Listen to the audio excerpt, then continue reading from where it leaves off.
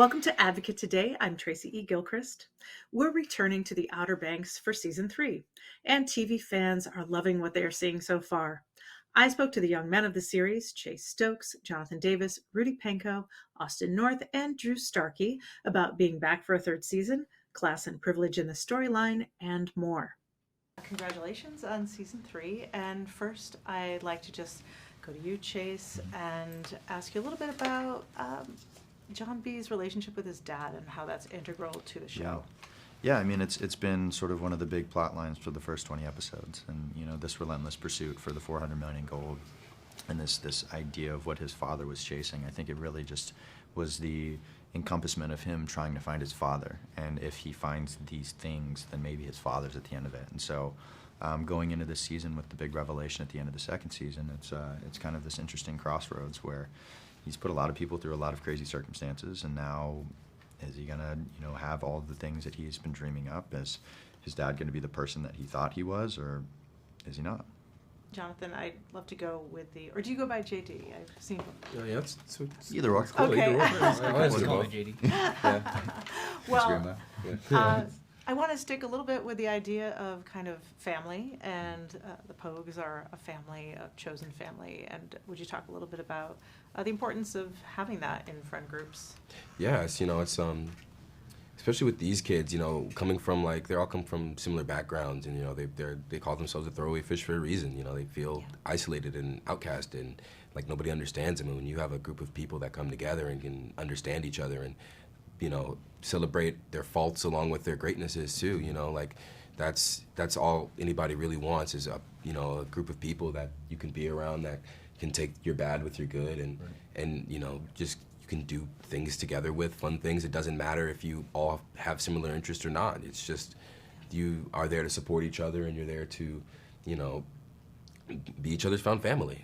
A lot of people who grow up in families that aren't so supportive, they tend to need that, in their lives. And being an example of that, this show, showing that, that you can be a support group to, any group of people if you, willing to take the good with the bad and to learn and to listen and to love. It's just amazing to be able to show. Rudy, would you talk a little bit about, I think it's also, this is an adventurous, action-packed show. There's some good jokes in it. It's a lot of fun. But it also has this overarching kind of social theme of class, and which is timely. And I wonder if you would speak a little bit to what it's like to play into that in this pretty package. Yeah, it's an honor. When you're playing a character that has less than, or that feels like they have no hope, or that's kind of the thing that I've been saying is we have nothing to lose. Yeah. But the only thing that we do actually is hope, and I think that's what the Pogues always kind of bonded over. Was we got hope though, hope for better times, and I think that goes to the root of JJ, deep of where he has to look to the future at some point, and yeah, it's an honor to play a character that goes through struggle like that. However, I think all the Pogues, every single one of them, has, like JD said, their own kind of struggle of not fitting in. Yeah. For JJ, yeah, it is a little bit of class and a future, and guidance with that, and yeah. Also coming from a history of abuse, which is something that people don't want to talk about generally. Yes, and that as well is also something that you need to I'll be honest, when I realized that was going to be a storyline that I was going to have to portray, I asked some people dearly that I obviously will keep private, just exactly what that feels like, and it's scary. It's a scary thing. I know that the season took a while to come back, and now you're a little more of a probably cohesive cast and family. Would you speak a little bit to that? Yeah, it's an honor. It's special to be a part of a show for this many seasons, and I think the show holds a special place in people's hearts. The show came out when it was a confusing time in the world, when everyone was kind of in a lockdown, and now we're out and we get to do things like this and have this Poguelandia event and meet the fans one-on-one. And we're all just friends off set, which is something special, and we truly don't take it for granted. Thank you. And then for you, Drew, this show is fun, it's adventurous, it's a mystery, and yet it's really grounded in this kind of social issue of class and privilege. And I think it's interesting because your character is really kind of embodies privilege. And would you talk a little bit about playing that? Yeah, I mean, I think the show does a really good job of, not kind of, shoving those kind of social conversations down your throat, not making it too obvious. It's guised in this really kind of sexy world, really. Yeah.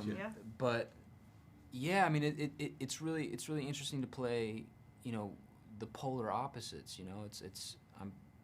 My character is in a completely different world than the Pogues, and so it's really cool. I mean, that makes for good drama, good storytelling when you have people coming from completely different worlds, and then all of a sudden they're forced to communicate and work together throughout certain things. So, yeah, I mean, it's so much fun. I think it's rare that you find something that's this kind of clear in the writing.